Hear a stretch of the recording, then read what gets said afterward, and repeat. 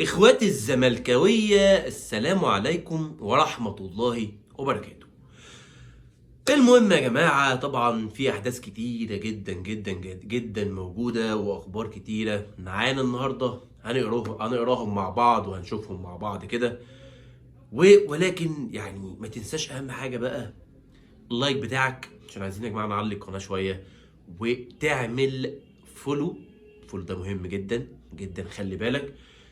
وطبعا يعني هتعمل سبسكرايب، هتشترك معايا في القناه وهتفعل زر الجرس عشان اول لما يجيلك فيديو جديد.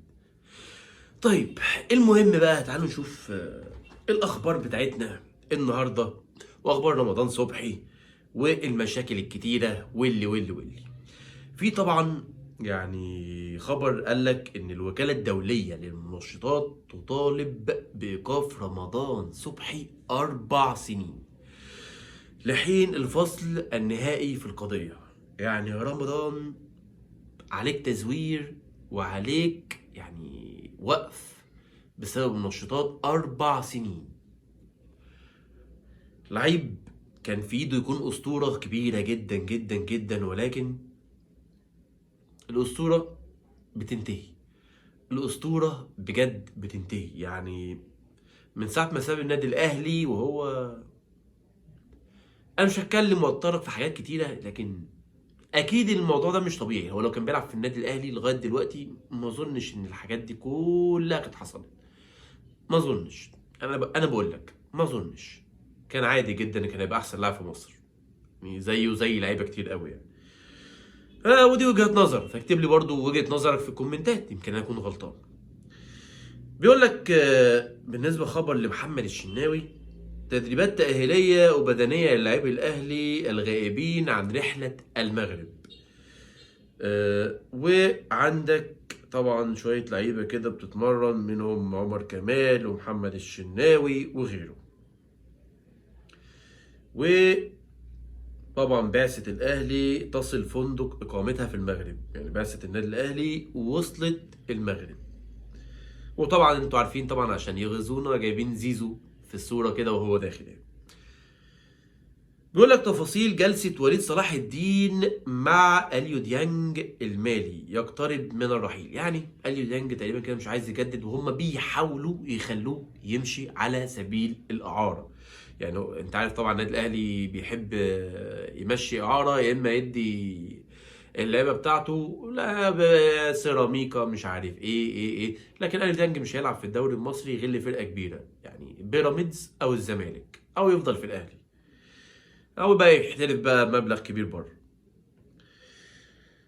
وايه تاني يا جماعه عندنا من الاخبار؟ طبعا يا جماعه مجلس اداره نادي الزمالك كان في اشاعه، هم بيقولوا انها اشاعه. قالوا ان المجلس هيستقيل وهيمشي وهيريحنا، ولكن قالوا يا جماعه دي مجرد شائعات، وما يتداول في السوشيال ميديا ده يعني عار تماما من الصحه. هم نفوا كل الشائعات تقول لك ان المجلس وحسين لبيب ان هم هيمشوا وهيستقيلوا. ما بقول لك الكلام ده يعني مفيش. وكابتن احمد شوبير كان قال عن الموضوع ده: مجلس الزمالك تقدم باستقالته ولكن تم رفضها. مش عارف مين يا جماعه اللي رفض الاستقاله وعاجبه حال نادي الزمالك كده، الله اعلم. يعني هم حابين نادي الزمالك يبقى كده قوي يعني. مش بقول لك بعثة الزمالك بقى تغادر القاهرة متجهة إلى جنوب أفريقيا استعدادا لخوض مباراة قوية يا جماعة هناك في جنوب أفريقيا، كايزر تشيفز المقبلة في بطولة كأس الكونفدرالية. طبعا يا جماعة الماتش فرق جنوب أفريقيا دايما ملعبها كويسة، ده جانب إيجابي. وزائد إن يا صديقي يعني تقدر تقول انها فرق بتلعب كوره جماعيه وكوره على الارض وكوره حلوه. فانت هتروح هناك تلعب على ملعب كويس، فانت لو انت كويس وادائك كويس وشخصيتك في الملعب كبيره هتقدر تسيطر على الماتش وهتقدر تكسب الماتش بسهوله جدا. هي فرق هناك بتاع جنوب افريقيا ما بتعتمدش على القوه او الخشونه.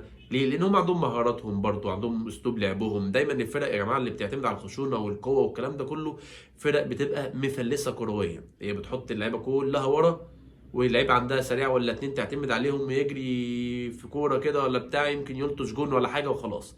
باقي الماتش كله بيدغدغ في اللعيبه وبيكسر في اللعيبه وخبط ودب ويطلع ويعمل والشغل ده. غير كده يعني طبعا فرق جنوب افريقيا معظمها بتلعب كوره زي سان داونز وكايزر وفرق كتيره يعني هناك كويس، واورلاندو بايرتس يعني. عندك ايه تاني؟ طبعا في الزمالك بيفاوض نادي بيفاوض لاعب افريقي مهاجم، واشك ان هو يقدر اصلا يجيبه. هو مهاجم افريكان سبورت، انا مش فاكر اسمه الصراحه، ولكن الاهلي اعتقد هو عايزه برضه. ولكن يعني صعب، يعني انت كزمالك مش قادر اصلا تدفع المستحقات اللي عليك. المستحقات اللي عليك انت مش قادر تدفعها، هتروح تتعاقد مع لعيب تاني؟ انت هتدفع له فلوس منين يا جماعه؟ هتدفع له فلوس منين يا حبيبي؟ يعني والله ما عارف، والله انا بجد مش عارف يعني.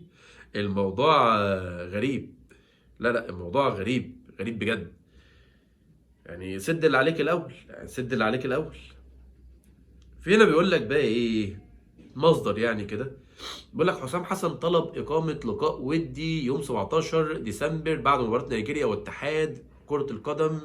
قدم له وعد بانه سيعمل على اتفاق مع احد المنتخبات لمواجهته وديا.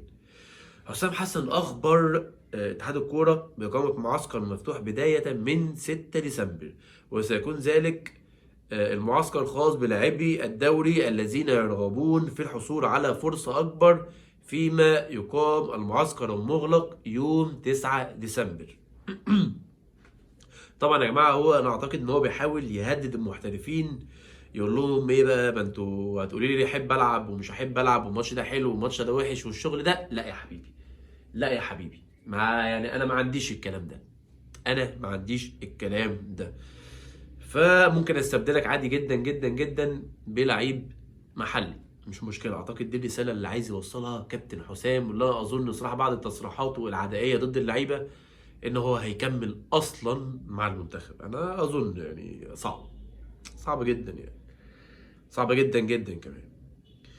في بقى تعال نخش بقى على خبر عالمي كده طبعا للدون كريستيانو رونالدو. بيقول لك فيفا يسمح للبرتغالي كريستيانو رونالدو بالمشاركة في المباراة الافتتاحية لمنتخب البرتغال في نهائيات كأس العالم 2026 بعد تعليق تنفيذ مباراتين من عقوبته التي كانت مفروضة عليه.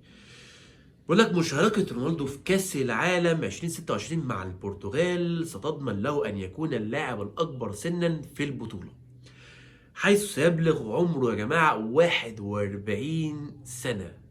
يعني عمر يا جماعة، والراجل لسه جايب جون عالمي مع النصر دبل كيك بطريقة رهيبة. الراجل يا جماعة بيحافظ على نفسه، بيحافظ على نومه، بيحافظ على أكله وعلى كل حاجة، على كل حاجة بجد. ده بروفيشنال يا جماعة، ده واحد بروفيشنال، ده بجد حقيقي. بيقول لك حسين الشحات تلقى عرضا رسميا عن طريق وكيل أعمال مغربي بارز يقضي بالانضمام إلى نهضة البركان، والنادي المغربي يستهدف توقيع عقد مبدئي مع اللاعب في منتصف الأسبوع الجاري. هما بيحاولوا يا جماعة عشان طبعا الشحات عايز يلعب وزيزو عايز يلعب، فطبعا هيحاولوا يستغنوا عن الشحات عشان طبعا لاجل عيون مستر زيزو ما يزعلش ويفضل يلعب أساسي وما يلاقيش واحد كده تحتيه بينافسه، ويفضل ده المنافس الوحيد واللعيب الوحيد في المركز بتاعه، فما حدش يصدعه ويقول يا جماعه لا زيزو وحش وقعدوه ومش قعدوه. لا، هو زيزو اللي موجود وما فيش غيره، هم مش عايزين حد غيره يكون في المركز ده عشان يفضل زيزو هو اللي يلعب ويفضلوا يكيدوا الزمالك ويغيظوا الزمالك طبعا بامام وزيزو. بس هو ده يعني النادي الاهلي حابب يعمل كده. في بقى قائمة نادي الزمالك اللي هي رايحة بقى إن شاء الله تلعب في جنوب أفريقيا: محمد عواد ومحمد صبحي ومحمود الشناوي. محمود الشناوي ده على فكرة يا جماعة حارس كويس جدا جدا، لو خد فرصة هيثبت وجوده. الدفاع: عمر جابر، بارون أوشينج، الونش، حسام عبد المجيد، محمد إسماعيل، أحمد فتوح، محمود بنتايج طبعا رجع بعد الإصابة الطويلة، محمد شحاتة، محمود جهاد، سيف جعفر، ناصر ماهر طبعا دول لعيبة خط النص، عبد الحميد معالي، أحمد شريف، آدم كايد، شيكو بنزا، خوام بزيرة. والهجوم: عدي بداغ، عدي الدباغ، وسيف الجزيري، وعمرو ناصر. دي القايمه اللي سافرت او خلاص يعني بيستعدوا للسفر لجنوب افريقيا. وايه تاني عندنا من الاخبار يا عزيزي؟ طبعا عندك الحكم الدولي محمود البنا يعلن اعتزاله التحكيم. الحمد لله. ايه تاني؟ هناك اهتمام بعدد من الأندية الأوروبية بحمزة عبد الكريم مهاجم الأهلي الشاب. ده خبر. واللاعب وقع لإحدى الشركات الخاصة لتسويقه في أوروبا. ممكن الشركات دي تبع جون إدوارد. وطبعا عندك في خبر طبعا قال لك ان نيك فيريرا عنده ليه 4000 دولار ليه عند الزمالك، وتقريبا كده هيرفع قضيه عشان يشتكي برضه نادي الزمالك عشان عاوز فلوسه. فربنا يستر، يعني ربنا يستر والقيد بقى ما يتوقفش وتبقى شغلانه يعني وحشه جدا جدا جدا. واسامه ابو علي طبعا جابوا له كده صوره، قال لك يا جماعه اسامه ابو علي يعني حبه بقى والاهلي وبتاع والكلام ده كله، واللي والنادي الاهلي، وبتصور سيلفي مع اللعيب وهو بيحب النادي الاهلي والكلام ده. طبعا يا جماعه مفيش حد دلوقتي بيحب نادي ولا الكلام ده كله، بيحب الماده يا جماعه يعني، بس هم طبعا لازم يدوا كده حته كده وماشي، مفهوم، مفيش مشكله. وطبعا سيلتيك الاسكتلندي بيتفاوض مع وسام ابو علي وعايز يضم وسام ابو علي لسيلتيك الاسكتلندي. يعني هو سيلتيك ومدرب سيلتيك معجب جدا بوسام ابو علي. بس كده تقريبا دي كانت معظم الاخبار اللي معانا النهارده، يعني اخبار كده سريعه.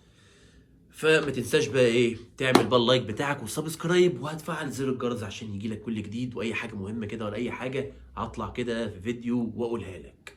واقول لكم ايه، السلام عليكم.